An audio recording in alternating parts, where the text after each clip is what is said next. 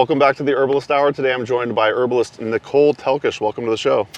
Thanks for having me, Mason. Of course, I'm stoked to do this interview here in person instead of via Zoom. I know. It's always better in person. So with plants. Yeah, lots of plants. We might even go on a little herb walk later. Yes. Welcome to the Herbalist Hour. This is where community gather, merging the power of people and flowers, the sweet and the bitter to the salty, the sour. Umami, it's time for the Herbalist Hour. Yeah, we're here in Seattle, Washington. So I'd love to get to know you and your journey a bit more. So how did you get into this whole herbalism thing? Yeah, it's quite a story. I started my path off as a direct action activist. Most of the work I did was surrounding environmental justice, environmentalism, social justice activism, feminist and feminism in action, lots of animal rights activism. So I was just obsessed with trying to do something to have some sort of impact on the world, because I felt like the world was kind of spinning out of control for me, and I needed to do something that made me feel like I was more of a part of it. So I started working with Sierra Club, Greenpeace, and so I ended up traveling around the entire United States and Mexico, and basically putting my body in the way of a lot of destruction that was happening on the planet. And that's where I first fell in love with the Pacific Northwest, as I was doing direct action campaigns up in the old growth of the Pacific Northwest. And I thought I was going to be this criminal lawyer, and I had gone to school for environmental resource management originally, and botany, and I wasn't feeling like I wanted to sit behind a desk and just kind of take care of the last preserves of whatever it was. So by being on the front lines, I felt like I was having much more of an impact on the planet. But I thought I got into pre-law. I thought I was going to do like criminal law and try to keep my friends out of jail. That was how I started. And then I kept meeting these herbalists out in the middle of the forest. So I would be in the middle of nowhere, and I'd go on a plant walk, and somebody would take me out, and they would, show me the plants and how you'd use them. And I was like, this is amazing. And I think that a lot of us who got into herbalism, those first plant walks kind of hooked you. Totally. Like you go out there. So I think it's great we can do a little plant walk here, because as soon as you go out with an herbalist, and being in person to me is so much different too. Like you can watch this stuff online, but when you're on a plant walk with somebody, there's some sort of energy that's kind of exchanged. And they talk a lot about it in Ayurveda, this exchange of energy that a teacher gives to their students that you just can't get online. So I do want to plug that with anybody watching plant walks. Try to find somebody, even if they're not an herbalist, that you can go look at plants with, because that's what hooked me, was somebody who could connect to the plants more so than looking at what they looked like. Because as a botanist, I had already studied their morphology and how to identify and all of that. But these were people who were actually taking the plants and using them for healing. And it was that was how I started to connect healing the planet with healing people, and wanting to find a way to do that. And herbalism was that path to me, is trying to get people there. And I recognize, and I tell my students a lot about this, like my path is not supposed to be everybody's. My path was a little bit more radical than a lot of people's. Some people, it has to do with a health issue where they find herbs. For me, it was finding peace and solace by being out on the front lines and learning about having a different relationship with the plants, not just that I looked at them and I knew their names and I was going to protect them, but that we actually had this long lineage that was thousands of years old, that my ancestors and many people's ancestors have been communicating and working with plants for a long time. So it really was my passion. It's something that inspired me and has kept me inspired all these years is the way that you can, something in me just lit up.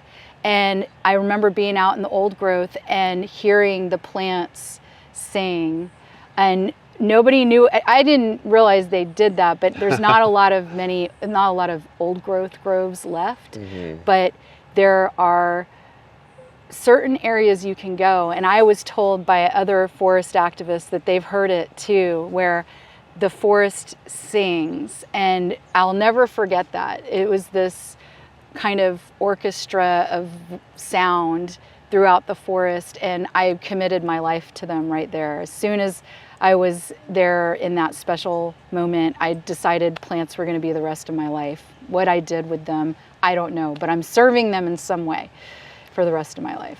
And it's hard to hear that symphony in the woods, the old growth woods, when you're doing it all online. So I'll second what you're saying.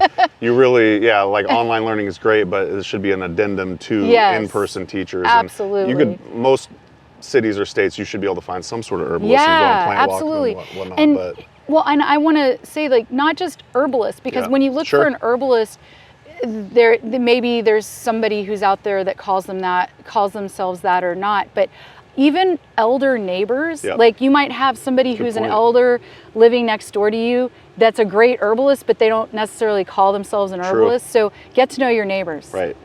Yeah. Or you could go to like Native Plant Society meetings where they're not herbalists per se, but botanists and whatnot. So people who know plants. So you went on a plant walk when you were doing all of your activist work. You fell in love with the plants. What led you? Because I already know who one of your main mentors was, but say like, what went from plant walk to going to decide to take like an herb school? How did that happen? Yeah, so I met Greta de la Montagne on those plant walks. She was doing like clinics out in the middle of the forests.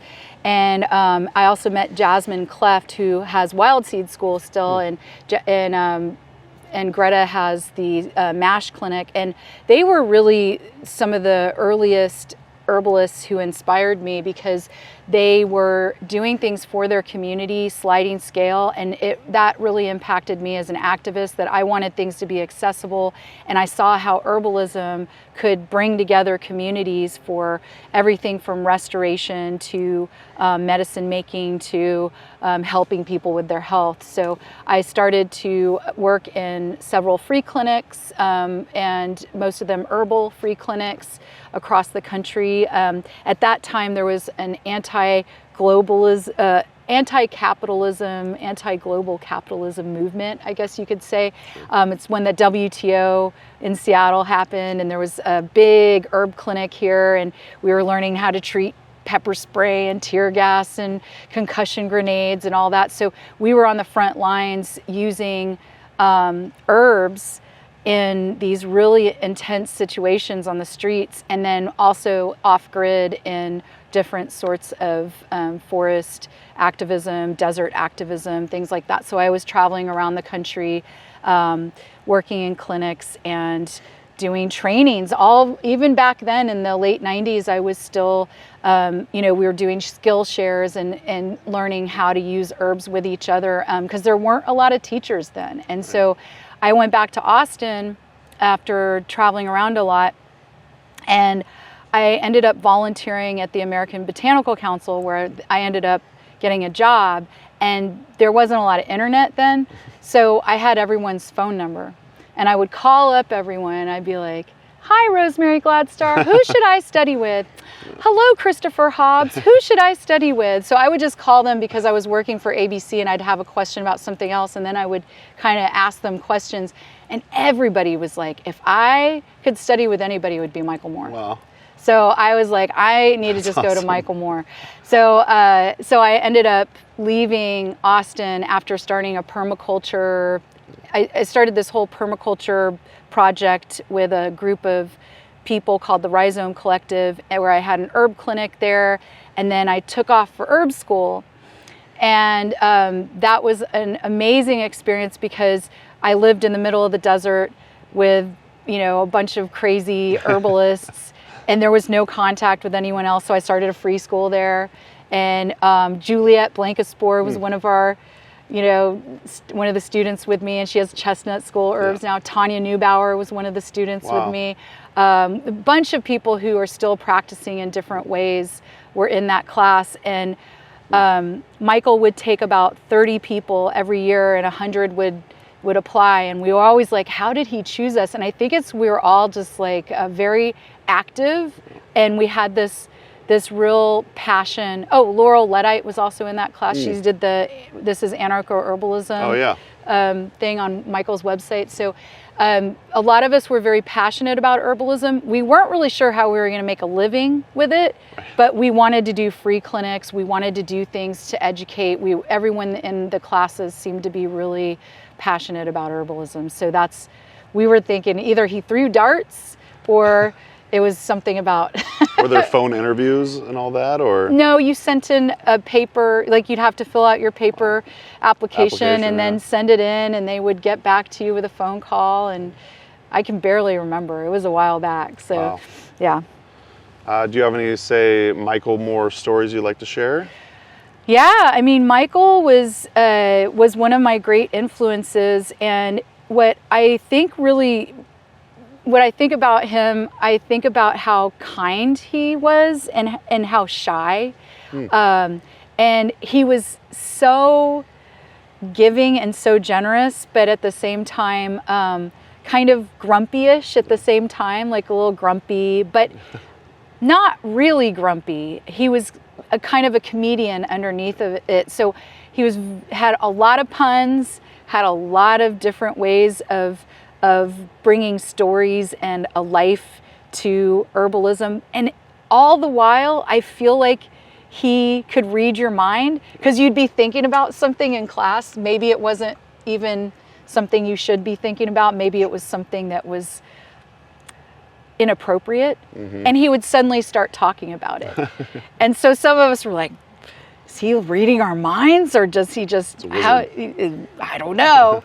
So, and it was an experience, being in those classes. You were there 4 days a week, all day long, and you sat and you listened and you stretched and you took breaks to eat, but you were there all day listening to him lecture. And I do believe he had a photographic memory, because he could take a distribution map of, say, arnica that was from the Forest Service, and he'd be like, well, yeah, this is arnica, but it's not right. It's really like this, and then it's over here, and this, like, he'll talk about cordifolia or something, and he would show the exact distribution. And Donna, his partner, told me that he spent most of his life in his RV just traversing North America, figuring out where everything was and how it worked and trying it out on himself. So very much into experience, because, again, there were not many teachers. Right. So when he was studying, and Rosemary Gladstar and a lot of my elders, you were training yourself. Right. Because there wasn't really anyone to go to. Yeah. And that is another part of the story. Let's hear it. Well, I think that we've got real spoiled because, people can not spoiled, I should say. We've got real comfortable with the idea that herbalism is out. You can be an herbalist and be out. You can be, you can say things like, I'm a witch. Yeah. And it's kind of popular now. Totally. Oh, I'm a witch, You can be walking down the streets, some parts of the world, and maybe even be out as LGBTQIA. Yeah. And not too long ago, there was nowhere that you could do any of that. And I'm not saying that it isn't, there's different, I'm not going to try to say that we're the same as somebody who is LGBTQIA necessarily, but there's a lot of different kinds of modalities and ways that people identify that up until recently were dangerous. Yeah. And for LGBTQIA people, still very dangerous in a lot of places. It's not very safe, right? But for herbalists, I think it's a lot easier for us to say, I'm an herbalist, I do this, I forage, I go out there. In Michael's time, that was not safe. Yeah. So I just remember him teaching us, like, be sneaky, do not get caught. Like, this is not something you want people seeing you doing. This is not okay with the general population. So he would tell us to tell people we were botanists, not herbalists, because they would immediately think you're growing weed, right. you know, which still happens today. But and maybe some herbalists now do grow weed because they can legally. But different times called for different ways of approaching things, and that's in terms of wildcrafting, in terms of identification of yourself and what you're using for herbs. Everything needs to evolve and change because it is a folk tradition. So I think that's, you know, that's where we are now. But where we were was very different. It was not, like, even doing first aid work as an herbalist, you had to kind of be a little bit on the down low, and you still have to because it's not licensed. Yeah. So you shouldn't be doing anything that could be looked at as a licensed activity. So diagnosing, prescribing, and treating, you still have to be very aware of how you are acting and act correctly and safely with people, so that we don't end up losing the ability to call ourselves clinical herbalists or herbalists, right? So I just feel like I'm really lucky to be at a time where I can walk outside and say, I'm a witch, really loud, and people are just going to look at me and shrug their shoulders and think it's cute, you know, like or I'm a herbalist, and people go, oh, well, what do you do? Like, they're actually interested now. So it's a different time.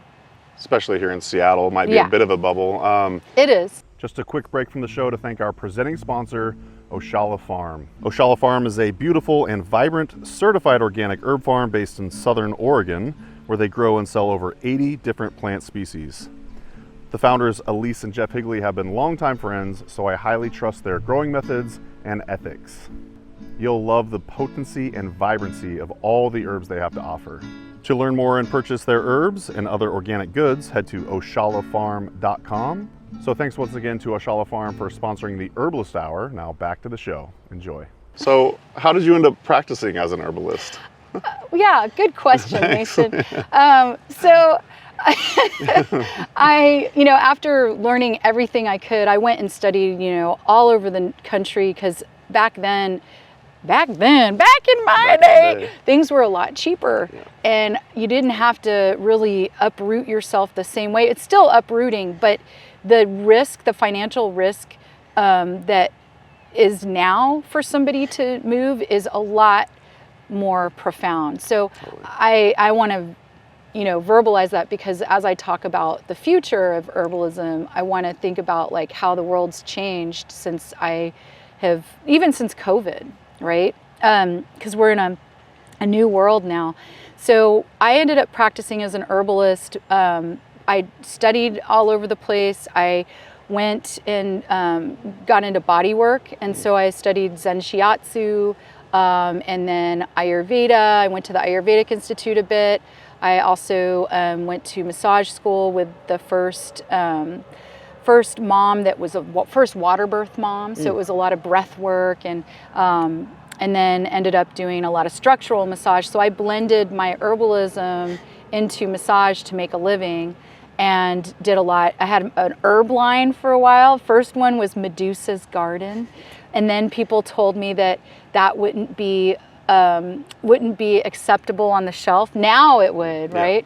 But people thought that it wouldn't sell as well, so I changed it to Wild Spirit Botanicals, and that was what went to federal court when I was sued by Shire City with the other two of my co-defendants. I got to bring in my old fire cider invoices from like 2003 from Wild Spirit and Medusa's Garden, and there was a big Medusa on the side of the courtroom, which will probably never happen again, because that was my logo. And so I had a herb line, and for a long time I did. And when GMPs came in, I kind of pushed away from that because it got real complicated.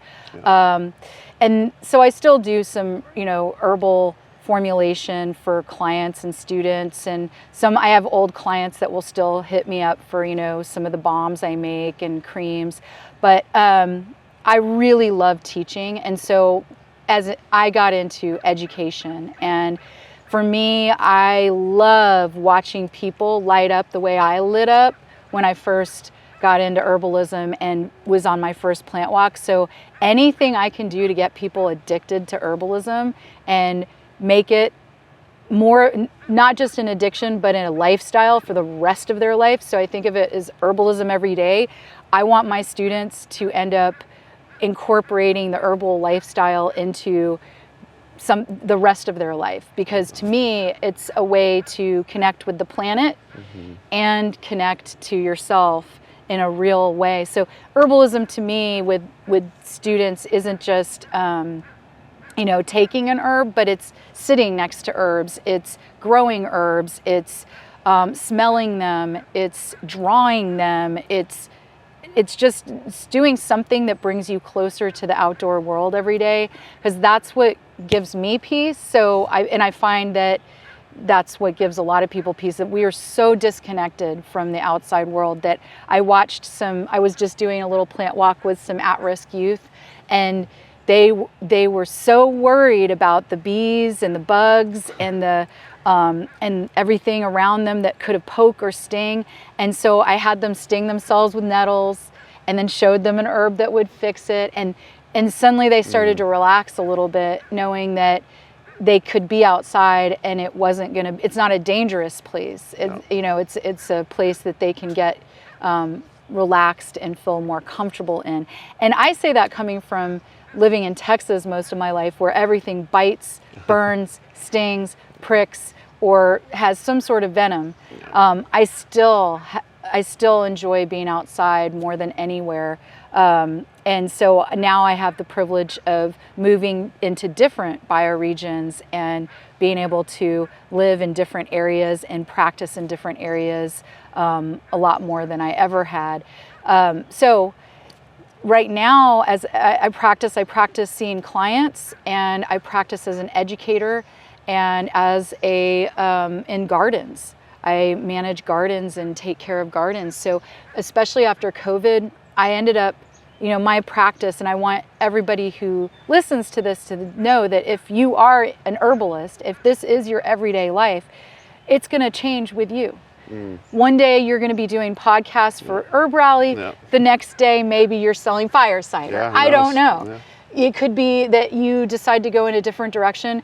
That is not how you measure success. Yeah. Even if you decide not to make money off of it, is not what's successful. What's successful is, are you connecting to the plants every day? Are you connecting yourself to the planet every day in some way? That's success to me. And so when I think about like what I did, I ended up in COVID going all online, and I have this whole online program now and all these online resources and libraries and all these different things, and I'm still adding to it somewhat, but I slowed down afterwards because I realized after 3 or 4 years of that, because I had to do that I really missed the plants. So then I started working with plants outside again. And who knows what the next incarnation will be, as long as I keep that relationship building with plants in different ways. And they never steer me wrong. And I think that's the one thing I want listeners to really know, is that as long as you trust the plants, you put your trust in them, you offer yourself to them, they never steer you wrong. You will always be okay. They will always take care of you, as long as you're like, I put my hands in the hands of the plants. I don't know what's going to end up happening, but I know that they're going to take care of me. And they do. And they always will. So I've seen that now. I mean, I remember when I felt so disconnected in some ways, all of a sudden an article about being disconnected and what plants to take would come across a desk that I was working at ABC, or, you're walking along and you feel anxiety and suddenly there's a passionflower right next to you. Like those sorts of things. Or it was so funny. I was working in a garden and I was talking about lobelia, and then I'd turn around and there's a lobelia that nobody knew was growing there. It suddenly pops up and everyone's like, "That, I didn't know that was there." They come, they are attracted to us. They love attention. In fact, us sitting around all these plants are eating They're it up. loving it. They are hams. They're like, she's talking about me. And like, look at this poke. I mean, it's just like, I'm so awesome. All of them around us, they love attention. So whether we're eating them or watering them or growing them or using them, I believe that it's this long relationship where humans have always breathed out and they're breathing in and we're breathing in, and it's this constant back and forth with the plants that has kept us in this little obsession with each other. Have you read The Botany of Desire? That's Michael Pollan. Yeah, it's been a while, but yeah. Yeah, but it's all about like, are we choosing to put the plants certain places, or are they kind of manipulating us to put it there? And I love that book because it's so good because it's true that like we think we're doing all this stuff with plants, but it may just be that they're using us for their own, needs and wants. So yeah, so like right now my practice is evolving and changing, and what I want to see this next year is I'm going to go back into physical practice. I've been doing clinical practice online. I'm going to start seeing people in person again, and then I'm going to start doing more intentional gatherings of smaller groups of people, either in the desert or in Texas or in the Pacific Northwest, where we come together camping and learning the land and doing flower essences and learning how to be better stewards together in different bioregions. So, as well as the clinical practice. So a little of everything. Totally. Right? Yeah. Because that's what an herbalist does. You have to always be kind of going after what the herbs want you to do. So, so that's where I'm at right now. Lots of hats. Yeah, I wanted to comment too. I interviewed Michael Skeeter Pilarski, who runs Friends of the Trees, and he says one of his demonstration herb gardens is right next to this really popular hard cidery, and so they get lots of tourists coming in all the time. And he says all of the human attention that's given to those plants, they're just so loved. It, right? Yeah, they love it. They love it. They're hams. I thought that was really cool how you put that, and I couldn't agree more.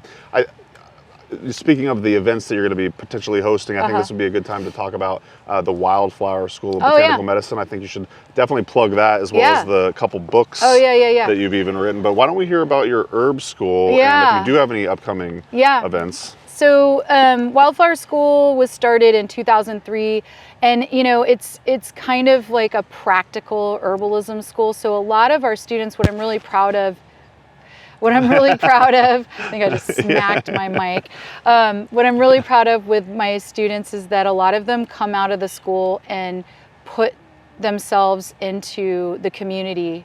And over 20 years, this is our 20th year in Texas. So Congrats. we have been a lot of people are always like, oh, you're an herbalist, what do you grow?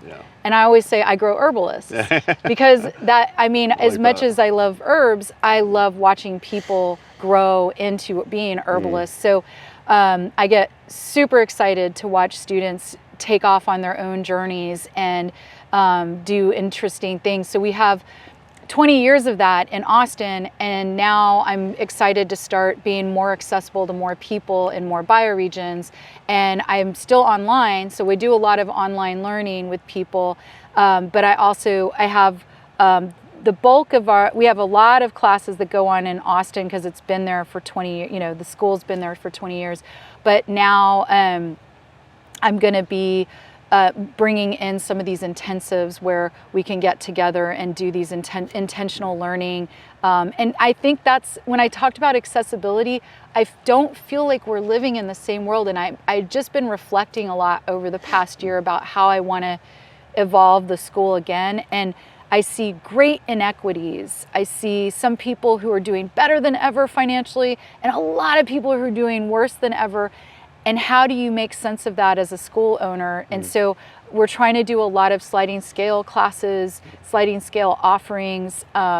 People can ask for some scholarships. We don't have a lot because we're a small herb school. So that's the sad thing. A lot of people think, oh, I'm going to get a scholarship. Well, it's really difficult to make that happen. So we have a little bit for that. Sure. But we're trying to find ways to make things more accessible for more people. So as far as that goes, the school is going to have online learning, it's going to have these intensives, and then we have programs. So we have everything from beginners programs in Texas to intermediate programs, and then I'm going to be doing advanced apprenticeships that are clinically based and professionally based, and they're going to center around Texas and the Pacific Northwest, so people can choose where they are. And when I'm going to be there, I'll be offering some different advanced trainings, advanced medicine making, advanced offerings in energetics and how to approach that in practice, weed crafting, bioregionalism, that sort of thing. And so this book, Herbcraft, came out of the pandemic, because this was basically the beginner's program that I wanted to get put down, and then I want to add all the other stuff I do into it. So this is kind of how to approach herbalism as an everyday herbalist. And so I bring in seasonal living, and one thing that Michael Moore said that a lot of the teachers I worked with said, and activists in fact too, Zapatistas and others, are that you need to take care of your own first. You need to practice from your own place first. You need to know who you are first before you start practicing from other cultures. Or you shouldn't be practicing from other cultures. You should be using your own roots, right? So Michael was always saying, I'm a white guy from LA, so I'm not going to use any of these energetic models that other cultures have, because that's not me. And I also believe very strongly, like at our school, like I will dip into a little bit about Ayurveda, TCM, because I am trained in different, in those medicines. But I practice Western holistic herbalism because I think that it's important that we look at our Western traditions, and that's my lineage. Yeah. I'm first generation American. My family was displaced from war and came here and had me, and I, just like a lot of people, don't have thousands of years of tradition that connects me to North America. So we have to find different ways to do that. And so seasonal living's one of that. I also do a lot on weed crafting, not wild crafting in here, and even some botany, different lessons. Because I think when you start, this was meant to be a beginner's book, because when you start with herbalism, I chose the top things that people came to me as an herbalist for. So what do you do when somebody's in pain? And so there's a whole chapter on pain. What do you do when you have wounds? But I didn't do it by body system necessarily, because I think that as a beginner you want to just know how do you take care of yourself. So there's a lot of materia medica in here too, and different ways to connect to the planet and yourself from this environmental feminist perspective that I have. Who designed the cover? So I love that you asked beautiful. that. So it's funny because I had a graphic designer student who helped me with my website, and we worked on this logo. This is our logo now. Yeah, and for the school, we right? We worked on it for a year because she would send me something. I'm like, that's not it, because it was supposed to incorporate my Eastern European heritage a little bit, but it's a prickly pear. Right. So it's got a little bit of that, because we all are a mishmash of so much that makes us who we are, right? Yeah. And then of course, my love note to Texas was the medicinal plants of Texas that I wrote about 10 years ago, and I'm going to be adding a lot more too, because I have a lot to do as far as writing goes, but I need another pandemic. That might happen soon, right? But yeah, so that's some books that people can pick up that I also do weed crafting, not wild crafting in this. And what was great during the pandemic is I did an online course that went with this. So people all over Texas now, because it's such a big state, can pick this up and do the course and kind of learn how to be a bioregional herbalist in different parts of Texas. And the Herbcraft goes with my beginner's course that's basically, for anyone, anywhere that wants to know how to get started. Awesome. So. Well, we're not in Texas. We're here in Seattle, Washington. Right. Would you be open to doing, say, like a mini plant walk? Absolutely. Of sorts? I do plant walks all the time in Seattle. So, and I've been, moving between the Pacific Northwest, Texas, and the whole West Coast for over 25 years now. So, and East Coast a little bit, but I'm really a Western herbalist. I know a lot of West and Texas plants. And what's funny is we're sitting we don't even need to do a plant walk. What if we did a plant sit? And I just point and we move the camera. How's that? Let's do it. Because whenever we do it, you've been on so many plant walks, I'm sure, where somebody's just like, it's not really a walk. Oh, it's not a walk. It's a plant ditch walk is what my friend always says. We were in the ditch.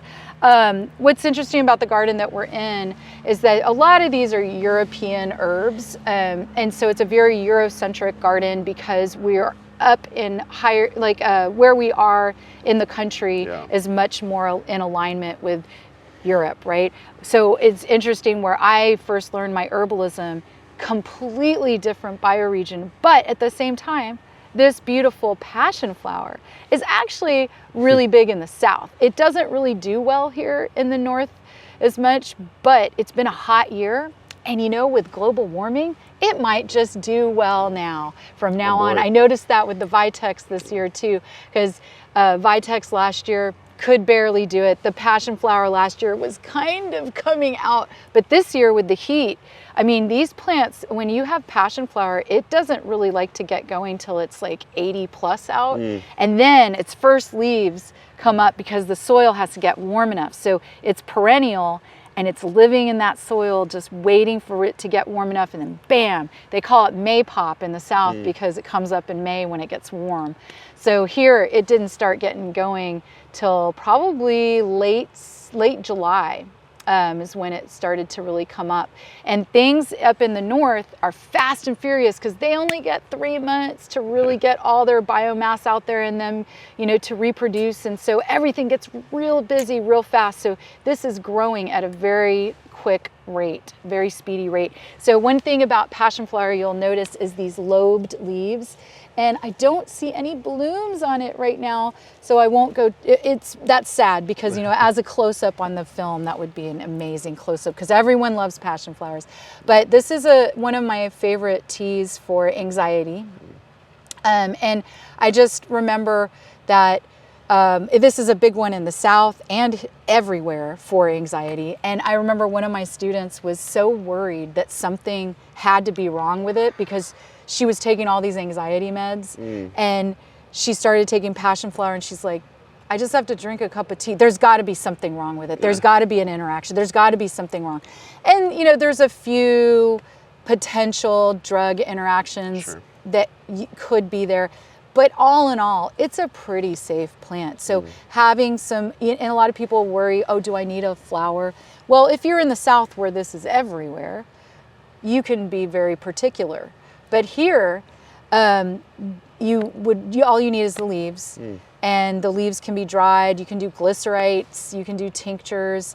But what's nice about it is it's one of the few nervines that taste pretty okay. You know how you've tasted like we can look at the vervain. Blue vervain. Oh man, one of my students in Texas, he said, that's like tasting vervain. And then we have native passion flower, native vervain down there, but he said vervain is like a alligator got its tail caught in barbed wire and is smashing it around. And I was like, wow, that is definitely an image of what vervain tastes like, because it's just this explosion in your mouth of bitter, acrid. This, on the other hand, even though both of them are sedatives, the passion flower tends to just be a little calming, little anti-anxiety, doesn't have a lot of taste and flavor to it, so you could give it to a lot of people and they're not going to complain. Vervain?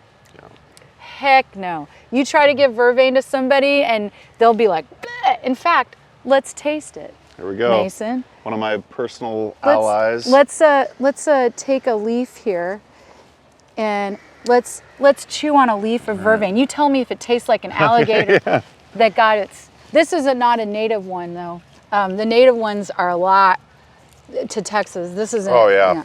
It's got that really bitter, acrid, and you know what I say that vervain's like compared to passion flower. This is for anxiety. This is great. This will help you sleep. But vervain, it's like almost like herbal Xanax. So like when you are super stressed out and people are pissing you off and you cannot listen to anyone anymore, that's what you take.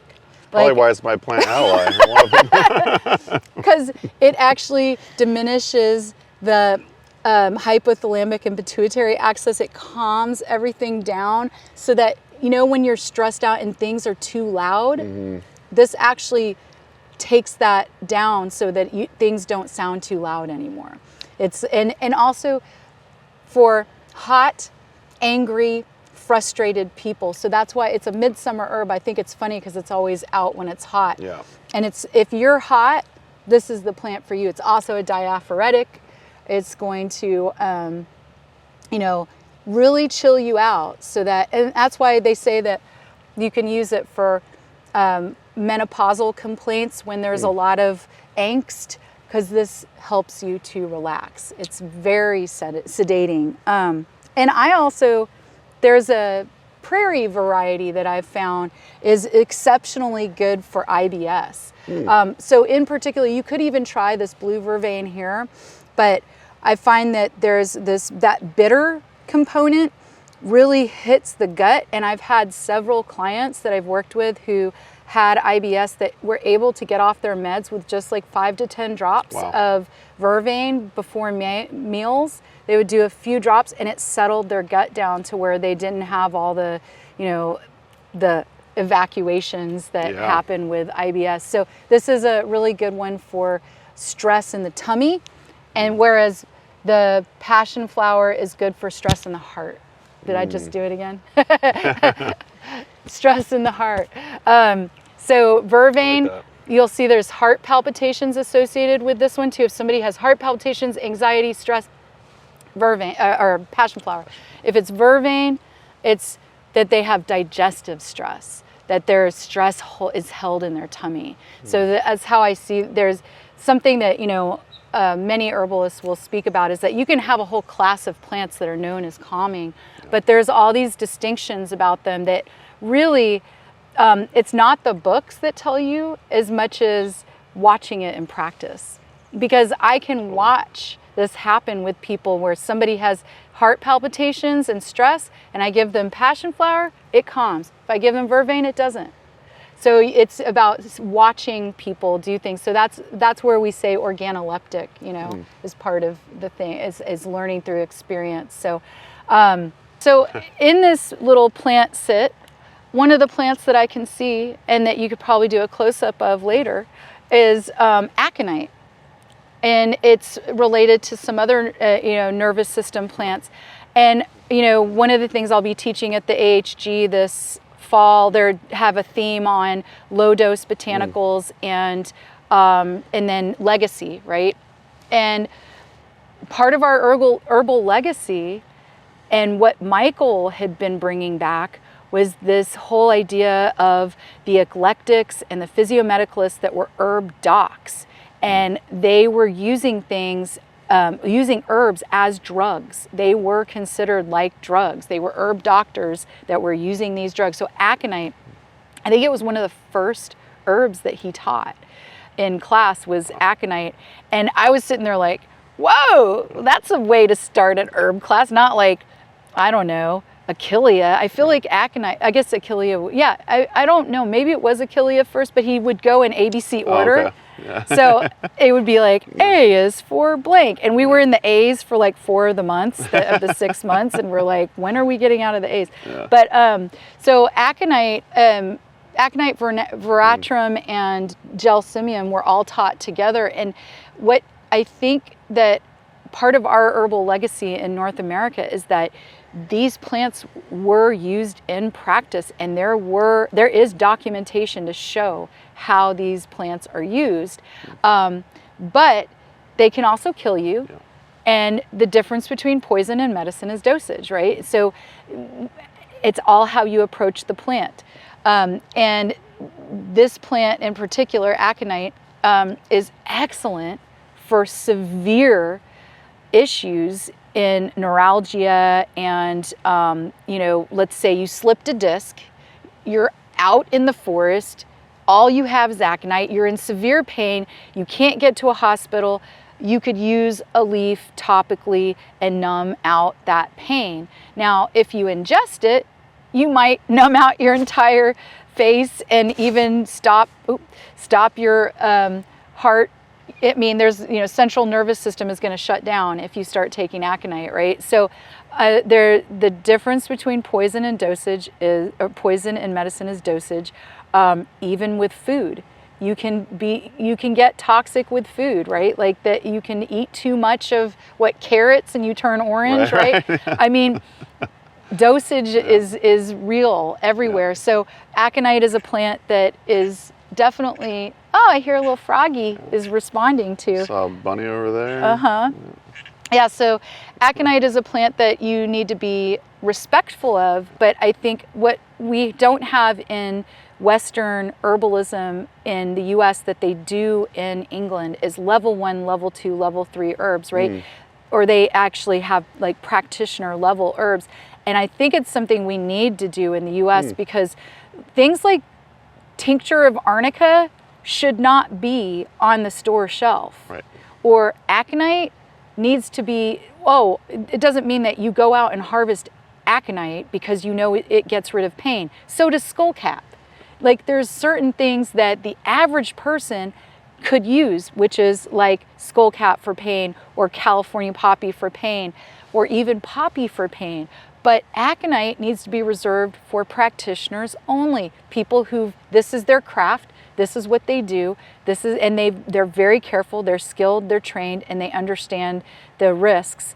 But we don't have that kind of, everything's on Instagram. Right. So, you get ghost pipe out on Instagram and somebody's like, it's for pain. I'm going to harvest it. There's a ton of plants that we can use for anxiety, pain, or other things. And that's why when you're a bioregional herbalist, you're not just looking at, and that's what I, think of with myself and why I went to Michael's school. And we're bringing him up a lot in this because there's a whole new launch that we'll be talking about at the end of this. Totally. But I think as a bioregional herbalist, you're looking for plants that grow that are native, that are the same genus but maybe a different species in your area. So there are native aconites in the Pacific Northwest. The one that's in this garden is not, but this vervain is not the native one, but there are native vervains, and there's also invasive vervains. So as a bioregional herbalist, when I'm foraging, I'm actually looking for the invasive plants. So there's a Verbena brasiliensis, and I've seen it more than a few places, and it's a huge vervain that's totally invasive in Texas. I think I've seen it here too, in the Pacific Northwest. I wasn't sure though. And those are the ones I forage, the invasive plant medicine that is not supposed to be in that bioregion, but is growing prolifically. So here, I noticed lemon balm has become wild in the old growth. Oh. So if you're going to be wanting to gather a plant out of the forest, don't gather ghost pipe or Oregon grape. Gather the lemon balm that is a European invasive that is coming into the forest. Or nettles. Nettles is a European invasive that's growing into the forest. Some nettles are, some nettles aren't. That's also a point of contention. But as far as what you use as herbs, it should really be according to the weeds that are really trying to speak to you in the area. So for example, St. John's wort that's there, living in the South, this is St. John's wort. So living in the South, that does not grow in the South. It will not grow. You cannot get it to flower in the South. And here it's flowering all over the place. And how do we use it? It's a euphoric, to elevate the mood. It's also antiviral. It's got all these other uses, and also for nerve pain and inflammation, right? Magic plant turns the oils red. It's amazing. Can't get it to grow in the South. I used to have to send off every year to my friends if I wasn't traveling. Please send me fresh St. John's wort. I'll send you passionflower. I'll send you vervain. I'll send you ragweed, because ragweed's huge down there. So you can actually go back and forth from bioregion to bioregion and trade plants, and that's so fun. We started on Facebook, which has been endorsed by Jim McDonald as the best thing on Facebook, is the Medicinal and Edible Plant and Seed Locator group. Yeah. And so there's like 10,000 of us on there, and I started that years ago, as a cool. way to trade, but from a sustainable focus. So we take down posts where people are trying to sell Ghost pipe. things, stuff like that. So, but it's a great place to trade things like St. John's wort, and when you have to get it fresh, and it has to be something that you put directly into oil or tincture fresh. So, so St. John's wort's a special plant. It's also, did you know that it's also a talisman against all evil? Did not. So if you're feeling like if something's not right and you feel it around you, carrying around a little talisman of that's supposed to neutralize all negative vibes, evil, I love it. whatever. So it's like a neutralizer. So and it's a pretty neat plant to know and love, and it grows as a roadside weed up in the Pacific Northwest. So gotta love it. Invasive. And definitely something that has become well known up here and loved, right? Absolutely. Any other plants you want me to talk about? Yeah, I think that was a great plant sit. I think that's... Oh, let's talk about poke, though. Yeah, that's another low This dose. is one I'm not too familiar with, so that would be great. So this is another difference between, so we have level 1, level 2, level 3. Level 1 herbs, to me, and I talk about this in my book, is food and nutritive, like things that you could eat all the time, and they pretty much, it's like food. It's not going to hurt you. Things like alfalfa or nettles or things like that. They're food medicine, food herbs. So level 1. Level 2 is going to be things that sedate or stimulate, and I believe some of this teaching is also stuff that I had picked up and modified from what's her name? She was in Eugene long ago. She had an herb school there. Oh, I can't remember. But anyway, she had some of this too, because I'll think of her name later. But level Cheryl 2 herbs. No. She had, it's like a witchy school now. But she was talking about the different levels of herbalism, and you'll see it all over England where they will level up different plants. So when we have a plant that sedates or stimulates or moves things, I'd say that's more like level 2. So passionflower or vervain or even like elderberry is a level 2, which we have over here. But level 3 are going to be practitioner only, almost just drug-like effects that you really need to know how to use. And poke is one of these. So poke is, it's got a lot of toxicity as aconite.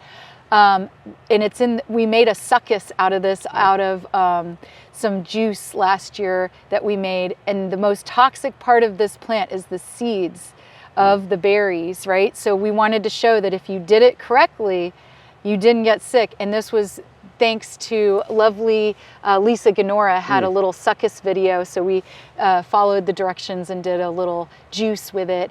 And so you just have to be really careful to strain out all the seeds, and you can take little bits of the juice. And it's known as an alterative. The root is also an alterative. It's an immuno stimulant, lymphagogue. Not as much of an immunostimulant, I should say lymphagogue, strong lymphagogue associated with cancer. So you'll see that if there's swellings, and especially after breast cancer where you'll get a lot of swelling in the arms, a lot of times poke root will be used in small drop dosage to move the fluid through the body. It's strong lymphagogue. And then the berries in small amounts without the seeds, or else you might hurt yourself really badly. And that can also be used a little bit as a tonic to in lymphagogue as well. But really it's the root and practice that you'll see in Western herbalism. And I have used it with people who've had infections in their I'll do like a small drop dosage and formula with other herbs that when I'm dealing with like genital infections or some sort of post-surgery swelling, things like that. And, and as far as lymphagogues go, there's a realm of lymphagogues. You'll go, cleavers would be level 1, red root or ocotillo level 2, and then poke level 3. They're all lymphagogues, but it's how strong they are. And, one thing that made Michael so different was that he wanted to understand how he would read up a little bit about Ocotillo, right? And he read a little bit about the Apaches and how they used Ocotillo. And then he's like, I want to learn this plant. So he read one of the physiology books from cover to cover twice, Donna said, and then he started taking Ocotillo every day and mapping out how his physiological response was, taking large amounts of it every day. So he put his money where his mouth was. He was taking these herbs that had he couldn't get any information on except some ethnobotanical knowledge, because as we know, there was huge genocide here with all the tribes and all the knowledge. So there's bits and sprinklings of that knowledge left, and he formed real relationships with people also in different tribes to get some of the knowledge back that had been kind of cast aside with the Flexner report and all our herbal history getting destroyed, which is in this book, all our herbal history being destroyed. That's a whole nother shit show. Why we're here now trying to figure it out has been planned and coordinated by the Rockefeller and Carnegie Foundation in the Flexner report of 1910, which is our herbal history. If you don't know it, you should learn it.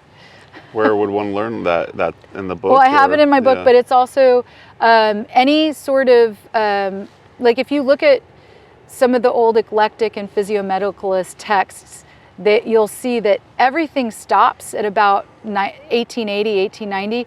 The AMA came up, and then 1910, the AMA, funded by the Rockefeller and Carnegie Foundation, sent this guy Flexner around, and he shut down most of the herb schools around the country, most of them that were herb doctoring schools, like botanics and all the Lloyd, you have the Lloyd Library left, but you'd have all these schools that were going on, and some of them were 6 months, some of them were a year. All of that got shut down, and now we have books left, and that's what Michael rediscovered and brought back, and he hand scanned all of that. And then now you see many modern herbalists starting to practice in those realms, but he was the first one to bring back percolations in the 80s at Breitenbush. So that sort of thing had been lost and cast aside, and as far as we know, he was the one he was a big hermit and would go and like sit for weeks figuring all this stuff out, or months, and he was even downstairs at the Lloyd Library hand scanning all the books to take and photo print, and everything you see on his site is all hand done. There really is an herbal resurgence happening, and a lot of that is thanks to Michael Moore and Donna Chesner and all their work. Yeah, and I mean that's the thing that I think we have to remember, and why I'm bringing him up a lot now is I'm doing this intensive on him with Greta de la Montagne, somebody who I owe a lot to, and we are doing this intensive on the life and legacy of Michael.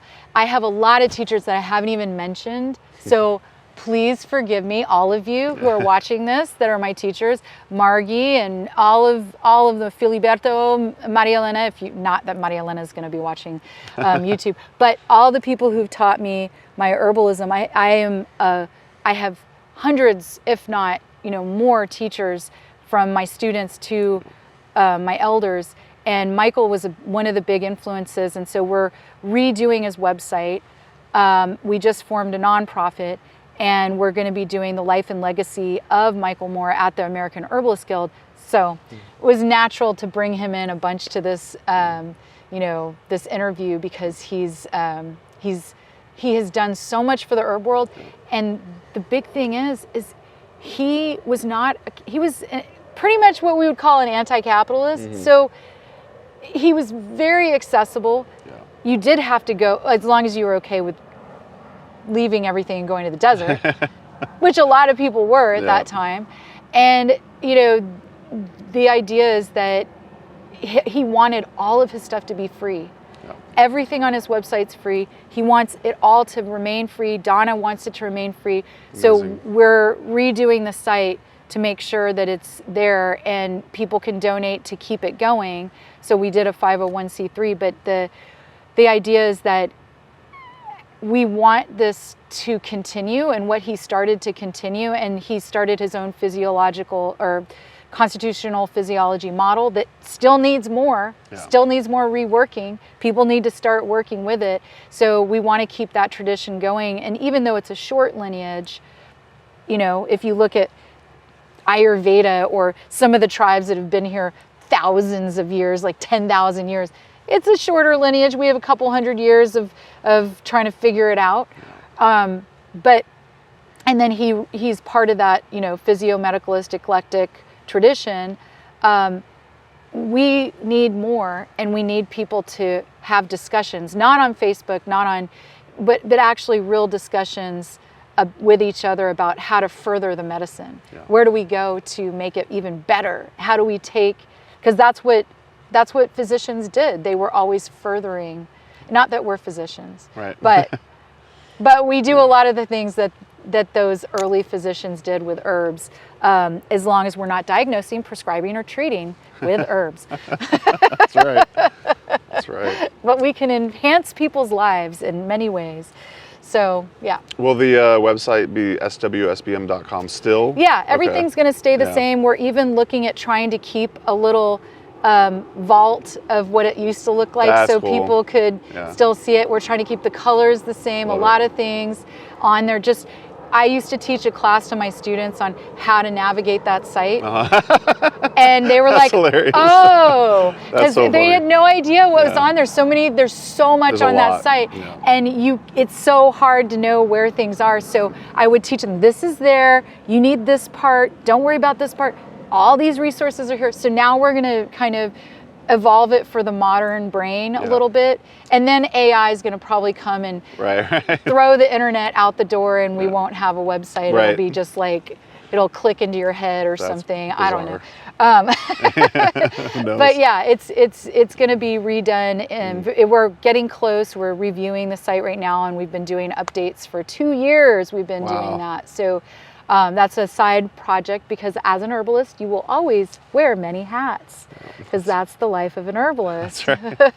Well, you and Greta have your work cut out for you. That's insane. Like you said, there's so much on the website. There is, but the thing is, Donna Chesner, Michael's partner, has been helping us, and also we are building. Shout out Donna. Yes. Donna! And we're also building an advisory committee made up of old students and alumni that are going to help to guide things as we move forward too.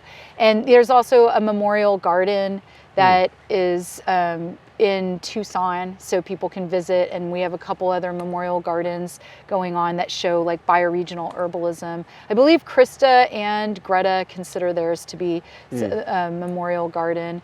And Sinadinos? Yeah, Sinadinos. Doesn't everyone know who I'm talking about? I mean, so yeah, there's a lot that has been going on that end as I work in gardens and see clients and teach.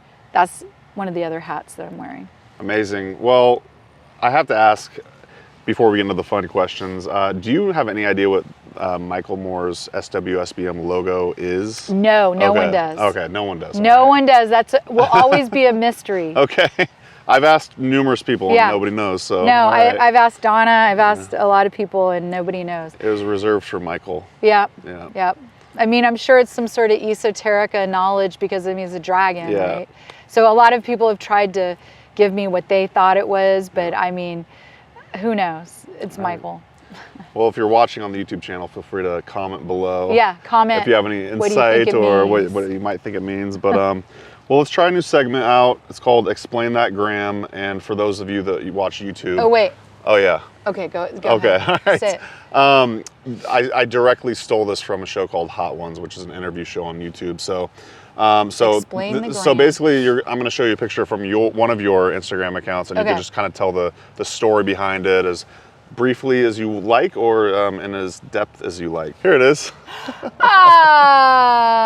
Wait, which one is that? So this is, I think this is the more recent one. Recent one? Yeah. Okay.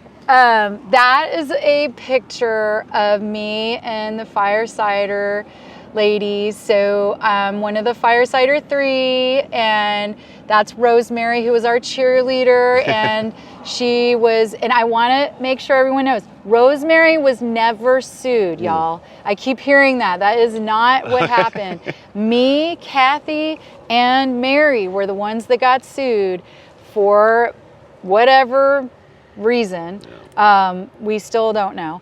But, well, whatever reason that truly was about, we don't know. But we got sued, we won, and we won in 2019, which was the last time I saw you. Right. It was so crazy when you came walking in, because I was like, been 4 years. That's right. So I was at the Free Herbalism Project, and we were announcing it on the West Coast. That's right. And they were announcing it at the AHG on the East Coast. And we timed it so everybody heard at the same time that we won. That's right. And Firesider is cool. free. And it was such a good story, because we all needed that, because we were in the throes of like Trumpism and all that other stuff. Sorry if you like him. I don't. So it'll come back. Don't worry. He'll be back. So we were in the throes of all this like just negative stuff. And so to have something really positive, where like this David and Goliath thing, where, you know, we won and the big corporation didn't. And just to set it straight, the big corporation, not too big, but a corporation sued 3 herbalists who had nothing to do with there's been this myth of us somehow suing them. No, we did not sue them. They didn't. Rosemary did not get sued. I was told, I think on Earth Day, that I was being summoned to Massachusetts for federal court. And it was like, 2016, and 2016 when I was sued. But 2015 is when all that stuff started. So we went through this big, long 5-year court battle. We won, and then none of us saw each other because COVID hit. Wow. So we were separated across country for 4 years, and then this summer I got to go teach at the International Herb Symposium, which is now led by the wonderful Susan Leopold, and I got to see my Firesider ladies, and we got to give each other hugs, and we had a special little night where Rosemary and Helen Ward and all of us got to sleep over at Mary's place and have a little sleepover. Herbal sleepovers are the best, because I just had one with afterwards at Margie's with after the conference with Jim McDonald and all these people, and we stayed up all night talking about herb nerd stuff. I mean, that's what I mean. When you get to be around your people and you get to just talk about herbs till 3 o'clock in the morning, 4 o'clock in the morning, there's nothing better. That's awesome. I got to that Instagram. That Instagram is me and the ladies having fun with each other, getting to see each other after 4 years of being separated, which I'm sure everybody has a story like that, where they were separated for many years from loved ones. And so they're like my herbal family. We're definitely like... You went through trauma together. But we're also like sisters for life now. Like we have a kind of bond that we feel so lucky in some ways. We thanked the company who sued us because we were like, we would have never gotten to become the friends that we are now had we not gone through what we went through. And I could call them any day or night at any time of day or night, and they would immediately get back to me. We have that kind of bond. We used to have to.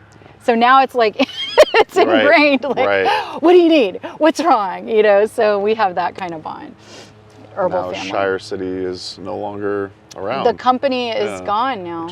I can't say the name of the company. Oh yeah. Do I need to bleep that out? You can say it. All right. I am not saying it.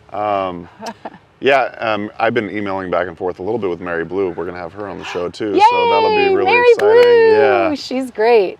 Well, thank you for sharing. Would you like to do one more, or? I'll do one more, and I do want to talk about the future of herbalism real quick, because I know I've said a lot. Totally. Oops. You have a lot of editing. Yeah, I actually don't know who this is, so I'm very curious. Oh. These are good photos. So that's Maria Elena Martinez and Rosa Tupina. And so we, it says my maestra, Meme. Yeah. So Meme is, and I don't know how she's doing. I need to try to call. She was, the last I spoke to her, she's one of my teachers that is a shamanic practitioner and just so kind and so loving. And we did a festival in her name called Moonflower Herb Fest. And so she's such a kind person that we decided that me and my friend Beth were going to do this festival that centered around her and the energy she creates. And so it was about honoring traditions and honoring our elders, because again, whose shoulders are you standing on?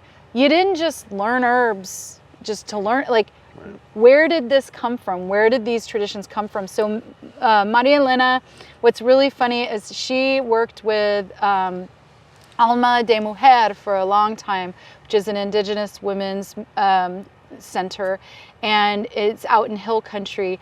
And I worked with her for many, many years, and she would come into the classes and hang out with me and my students. And one day she's like, oh, that's like what Rosemary does. And I'm like, what? And I'm like, Rosemary who? And she goes, Gladstar. And I'm like, you're friends with Rosemary Gladstar? And she's like, yeah. I'm like, how did you become friends with Rosemary? She goes, I've been hanging out with her for years. So she's like super quiet this whole time. Wow. For many years she was coming in classes. I had no idea that she was friends with Rosemary. And she would go out on the plant lovers journeys with her and do all sorts of work with her, especially when they would go to Mexico. And so Meme has got to the point where she could barely get to our festival, Moonflower. And the last I had talked to her, she's kind of leaving us. Like, the people when they start to get to the point where they're kind of here and kind of not. So it's tender in my heart, because the last time I called, she didn't answer, and I don't know if she is where she's living now. So, but that next to her is Rosa Tupina, who is the head of a kupuli that would do the moon dance. And so Moonflower Fest, they would bring their kapuli to do a dance with all of us that were from all traditions, and it was so everybody could come together and celebrate together around the Samhain or the darker times of the year, and come together to be close when things were dark. So because I'm a Scorpio, I like dark things. And so, Samhain, all that stuff, we would do Day of the Dead, Dia de las Muertas, and Muertos in Texas, because that's part of the traditions there. So we brought together all traditions, and so that's Rosa and Meme talking about the traditions and how we can be better humans and respect and honor our elders. And that's a big part of, I think, what I love about the herbal community is I was taught how to be a better human with some of my teachers, like how to be kinder to people. I kind of came from like a kind of a punk rock, kind of angry, activist, maybe a family that was not exactly, they were Eastern European that had gotten out of, war. So they weren't exactly, well-adjusted, I would say, emotionally well-adjusted. Sure. So veterans usually aren't. So my family came from either being raised by veterans or were part of escaping from war. So to meet humans that taught me how to be a better human and how to be kinder and more compassionate and be more loving. And I do love my family, don't get me wrong. I love them very much, but just the herbal community is, a lot of the people in there are also who taught me how to be who I am now. So they were part of my family. Beautiful. Family by choice, That's right. So, and I do want to say, but the future of herbalism, I do want to mention, because I think about a lot of things, Mason. I think about a lot of things. I think about a lot. And I've been doing this a while now, and I feel like we're all transforming and evolving. And I want anyone who's been listening to this and got anything out of it to remember that the only thing that matters are the plants. Do not judge yourself by what other people have accomplished. Do not judge yourself by what you see on our social media. Do not judge yourself by fancy websites.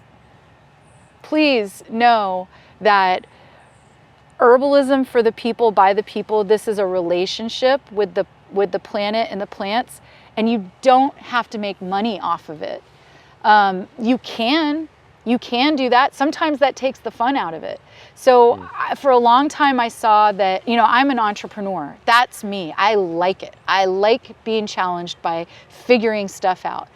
I don't know how else to do it. I've always been, making things work. In Texas, you had to. There's no healthcare. There's no money anywhere to help you get a grant to do a clinic or something like that. There's nothing like that. In fact, the grant at Hurricane Katrina for us to have a clinic there, a common ground clinic, came from Canada originally. So, that sort of stuff, when you think about where you want to go with herbalism in the future, I saw for a long time, a lot of schools and a lot of people were encouraging this idea of herbal entrepreneurship.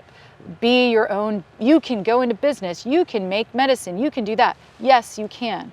But not everybody's made for that. And you don't have to do that to be a good herbalist. To be a good herbalist, you just have to care and care about the plants and care about people. And many people, including like Juliet de Barclay-Levy, many people have spent years and years and years in practice, and they might have never made $1 off of it.